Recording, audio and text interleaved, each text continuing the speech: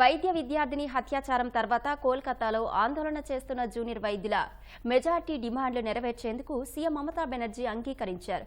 2 గంటలకు పైగా జూనియర్ వైద్యులతో గత రాత్రి చర్చించారు. వారి డిమాండ్ మేరకు కోల్కతా పోలీస్ కమిషనర్, ఆరోగ్య సేవల డైరెక్టర్, వైద్య విద్య డైరెక్టర్ను తొలగిస్తామని ప్రకటించారు. కోల్కతా సిపి తొలగింపు నిర్ణయాన్ని తమ నైతిక విజయంగా జూనియర్ వైద్యులు అభివర్ణించారు. సీఎం ఇచ్చిన హామీలను అమలు చేసే వరకు తమ ఆందోళన కొనసాగుతుందని స్పష్టం చేశారు.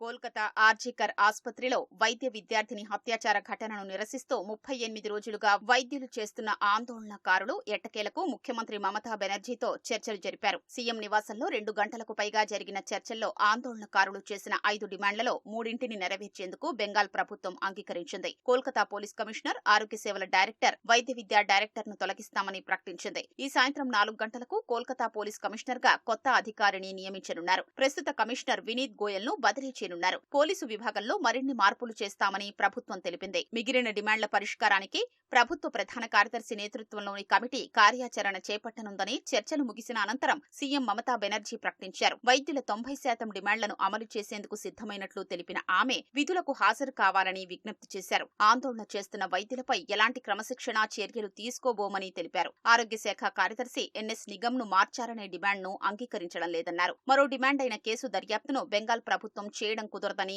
అది సుప్రీంకోర్టు చెంత ఉందని, సీబీఐ దర్యాప్తు చేస్తోందని చెప్పారు. వైద్యుల రక్షణ కోసం టాస్క్ ఫోర్స్ ను ఏర్పాటు చేస్తామని మమతా బెనర్జీ హామీ ఇచ్చారు. ఆసుపత్రుల్లో సీసీటీవీ, వాష్రూమ్లు వంటి మౌలిక సదుపాయాల మెరుగుదలకు 100 కోట్లు మంజూరు చేసినట్లు ప్రకటించారు. మరోవైపు కోల్కతా పోలీస్ కమిషనర్ ను తొలగించారనే నిర్ణయాన్ని తమ నైతిక విజయంగా జూనియర్ వైద్యులు అభివర్ణించారు. సీఎం మమతా బెనర్జీ ఇచ్చిన హామీలు నెరవేర్చే వరకు విధులకు దూరంగానే ఉంటామని స్పష్టం చేశారు. ఆర్జీకర్ ఘటనపై సుప్రీంకోర్టులో ఇవాళ విచారణ జరగనుండటంతో అప్పటిదాకా వేచి చూస్తామని తెలిపారు.